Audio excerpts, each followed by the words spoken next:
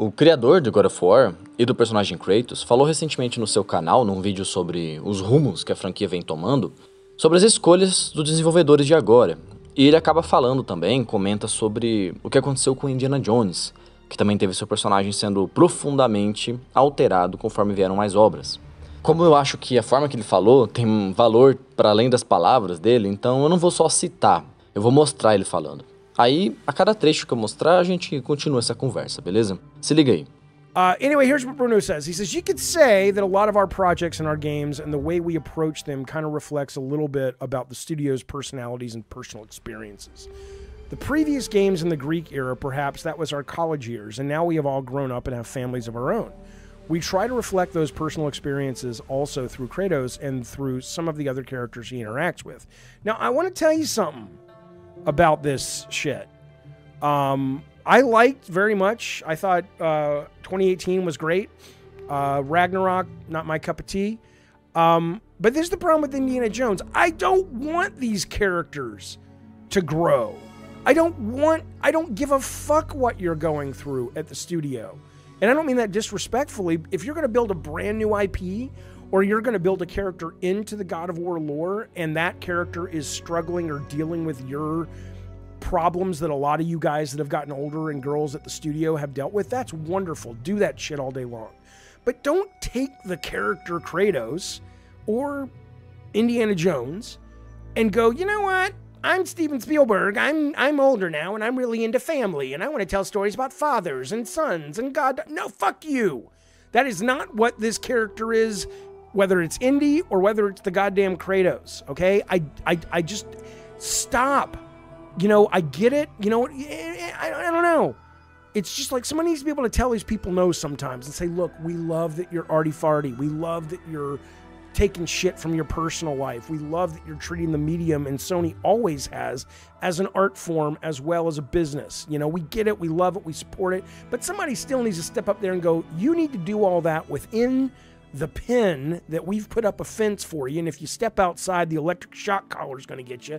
You need to do all that within the pin that says this is what God of War is. This is what Indiana Jones is. And if you want to make something that's not that, that's cool, but don't fucking call it God of War and don't fucking call it Indiana Jones. That's all I would say. Não sei se você percebeu o porquê de eu mostrar em vez de falar, mas o cara tá genuinamente frustrado de pra onde a criação dele foi. Ele até xingou o cara que ele tava citando, mas eu cortei essa parte. Acho a indignação dele muito boa porque é o seguinte: o que as pessoas mais falam quando fãs antigos criticam as mudanças recentes em God of War é que você que não entende o personagem, vocês que são boomers, os nerdolas. Beleza, mas o cara que criou ele não entendeu o personagem? E veja que o comentário que ele cita é justamente os caras do estúdio assumindo que estão se colando no Kratos. É a porra de uma auto-inserção. Um problema recorrente aí, que algumas obras deixam mais descarado, mas olha que bizarro. Você é um Kratos? Você é a porra de um semideus que dizimou um panteão e lavou a Grécia de sangue? Você voltou dos mortos 2 vezes? Imaginando que a resposta é não, né?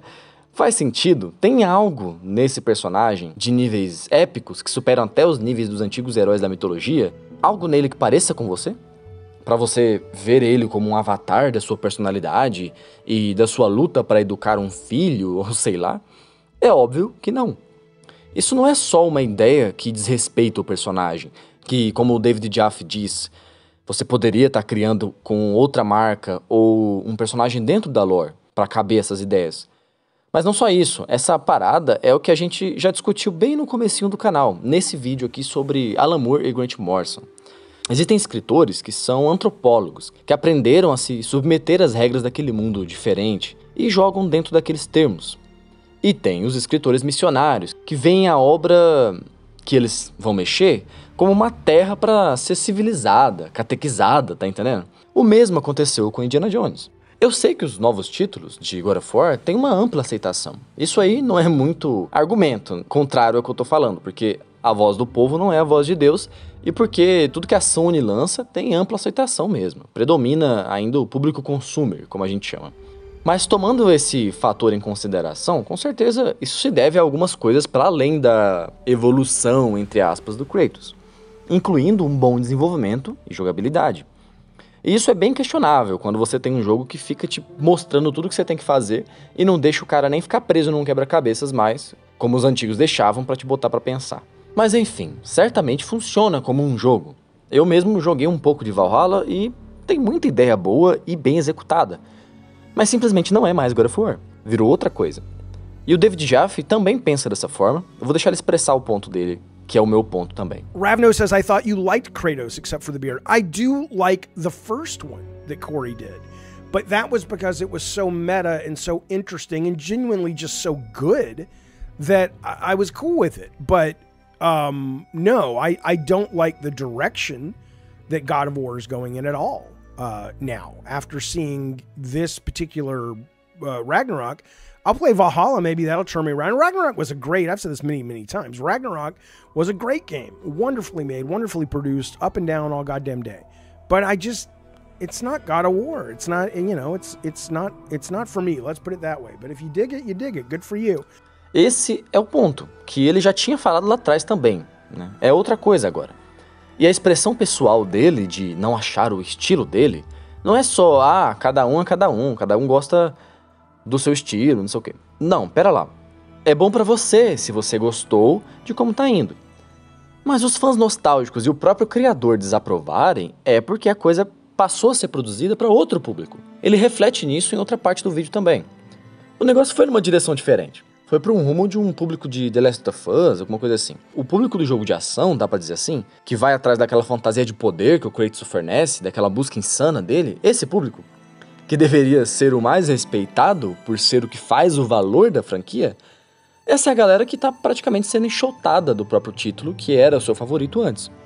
Aí você pode falar, mas a franquia para se manter tem que lançar novos títulos e eles têm que ser diferentes para que seja interessante e não seja entediante. Ele comentou isso aí também.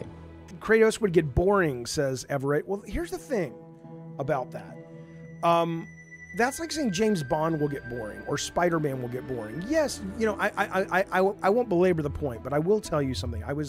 There was a time in my life in my 20s where I was seriously trying to figure out how to write comic books. And I went to the San Diego Comic-Con and I went to a panel with one of the best comic writers of the last 50 years, Mark Waid, who's done, Kingdom Come, and he's just a great superhero writer. And in the Q&A, I asked him, I said, I don't understand this though. All these writers say that your characters should arc and there should be change and all this shit. I said, but how do you do that with a franchise character? If Spider-Man at the end of your 24 pages goes from being, oh my God, I can't get my shit together in my personal life and my professional life as Spider-Man are always creating this conflict, which the reader loves, are you going to say at the end of 24 pages he's healed? And that's the thing. I could never figure it out, but some writers know how to do it where it can still be the character, but there's a little bit added every iteration that there's a growth, but it's very slow.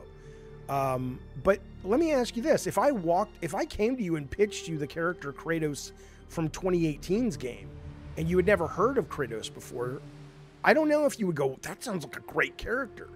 I think he's only great because of he's kind of, he shat the bed in his previous games in terms of as a person, and now he's coming around the mountain, you know what I'm saying? Existem formas de fazer um personagem avançar, enquanto ainda é o mesmo. Existe e é feito já faz muito tempo. E ainda mais quando a gente tá falando de um fodendo Deus, que é a expressão de uma natureza específica.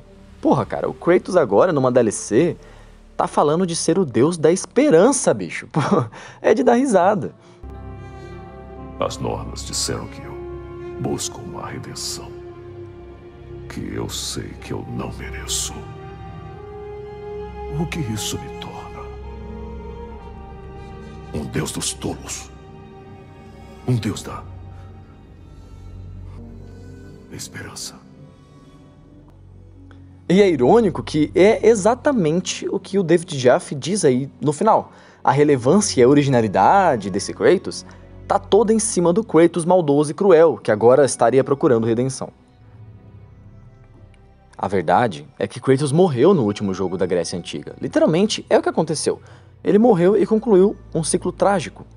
Era uma história que tinha algo de clássica, terminando numa tragédia e numa ironia do destino, em que a injustiça dos deuses e a sede deles por poder teria levado a encarnação do poder a dar um fim em tudo, se matando, como ele faria no primeiro jogo, mas agora tendo trazido a desgraça para todos os que causaram sofrimento primeiro.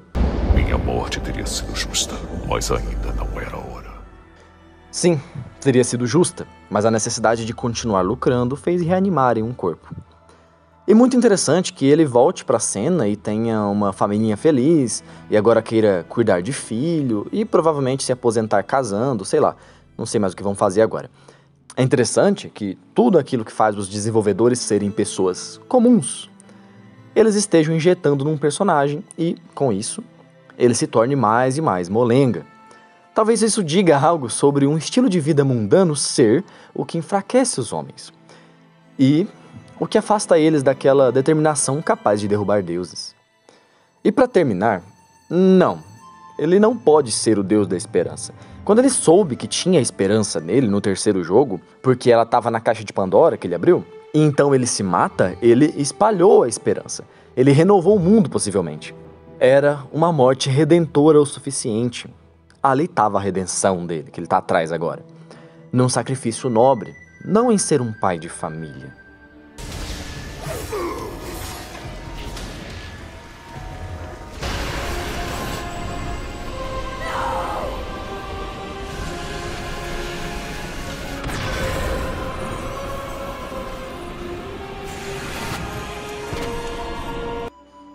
Bom, pessoal, esse foi o vídeo de hoje. Espero que vocês tenham gostado. Deixem aí suas opiniões. Com certeza haverão discordâncias, né? Tem muita gente que tá aí contente com o rumo que tomou, mas enfim.